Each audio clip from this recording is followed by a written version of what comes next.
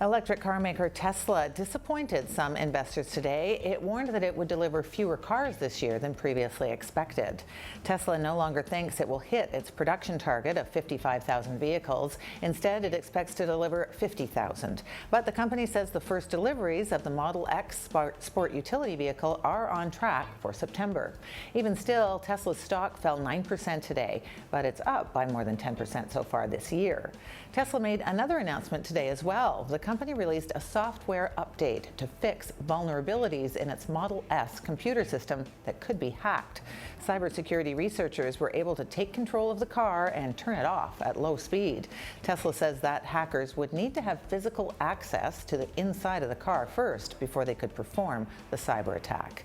In our meeting, we talked about the growing trend of vehicles being hacked. It seems to me a sign that automakers like Tesla are taking notice that the computer systems in their vehicles are vulnerable. We just heard about this, and now all of a sudden it's like everywhere. What, they hacked a guy on a skateboard or something, and now hacking a Tesla. I feel like more people are going to start reverting back to the old station wagon. Sure, it won't have Wi-Fi or GPS, but it won't get hacked. I think these guys are doing the automakers a favor. I mean, the good news here for Tesla is that they were very proactive and they remedied the problem. You also have those malicious hackers out there who are taking notice, and they're going to start looking for ways to hack other vehicle systems as well. So we need to I know this is stupid, but I just thought, in the olden days, a patch for your car was going to go on your tire. Nowadays, your patch has got to fix your software. Claudiu Popa is a principal risk advisor with securityandprivacy.ca. So, Claudiu, you heard us talking in the meeting about just the rash of these things that are happening. Why now? Why are we hearing about all of these sort of out of the blue just in the past couple of weeks? Because they're finally paying attention. So car makers are finally paying attention to the independent researchers. The researchers have been doing this for the past decade. It's just that there's been a bit of an embargo on information, and security research has taken place within manufacturing domains, but it's been approached as more of security by obscurities, and so it's been done in secrecy within a siloed environment, which doesn't really help. Yeah, now it seemed to kick off, I guess it was Wired magazine had a couple of people demonstrate on the Jeep Cherokee. That's when we first started hearing about this. Oh my goodness, look, they're turning on the air conditioning without the driver even being aware how this could happen from outside the vehicle. But since then we heard about GM's OnStar has been hacked. Now we're hearing about Tesla. I mean, what's going on? Why is everyone suddenly, these other people making this more public, as you say, of what's gone on privately for so long? Well, I think none of this should come as a surprise. I think the only problem is that people are still thinking of cars as cars or mechanical devices. Cars are now computers on wheels. And as computers on wheels, they're becoming part of the fabric of the Internet of Things.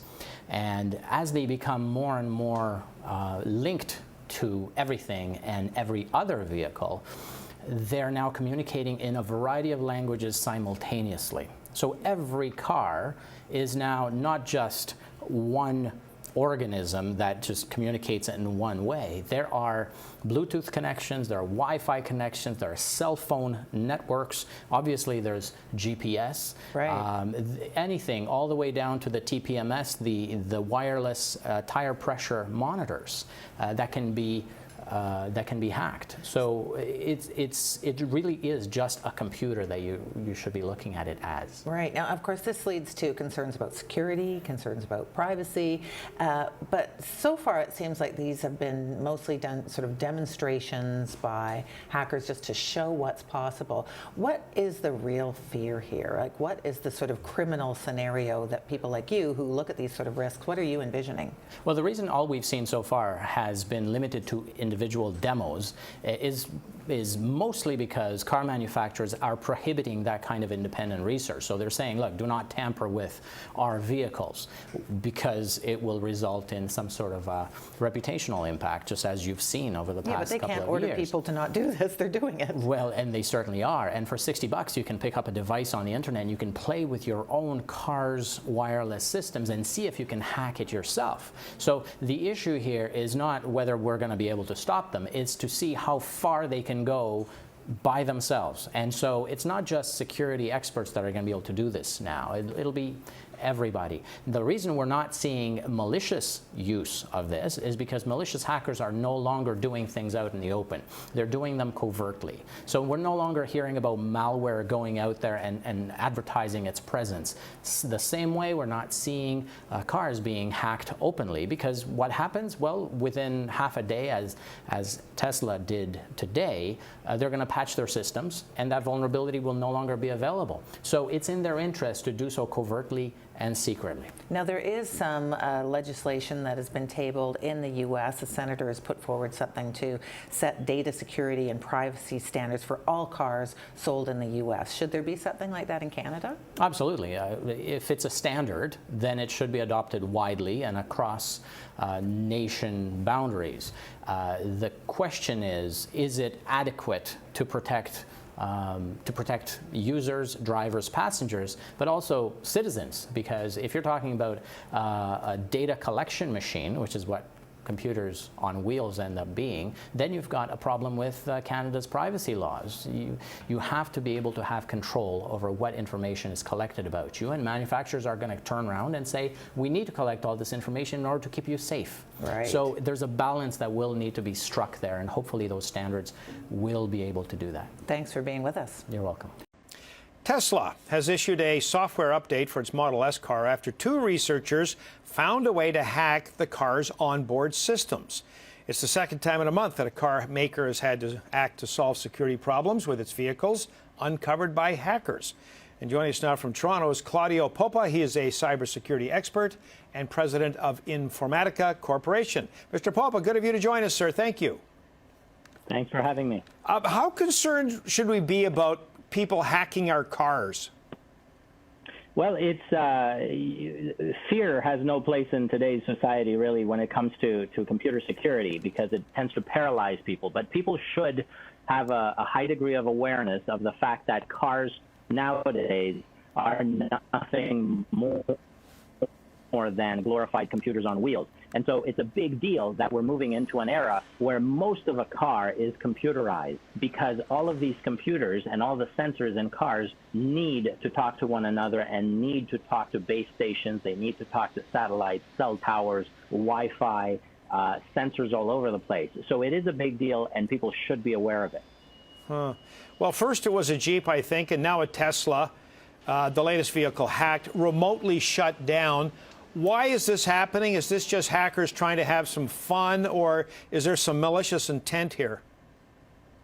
There's no malicious intent.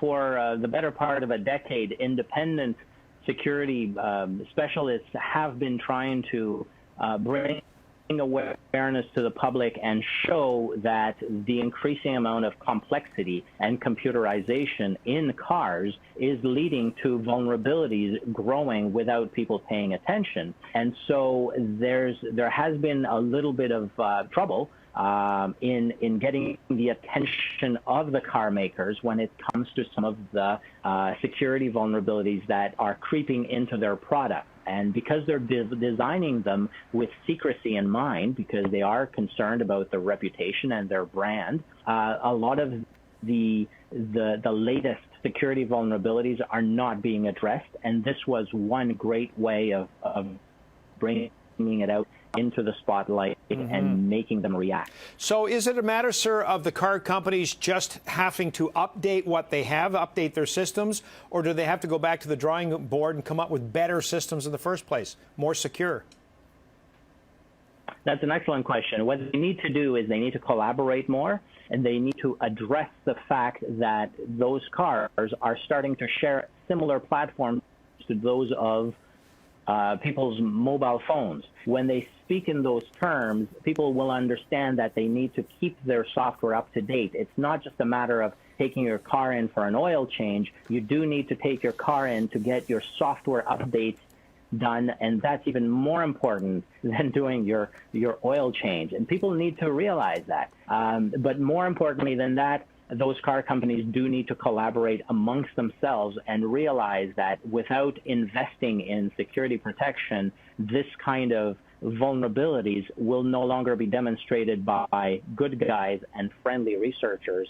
They will instead be exploited covertly by malicious people. Claudiu Popa is cybersecurity expert, president of Informatica Corporation. Good of you to join us, sir. Appreciate it. Thanks for having me.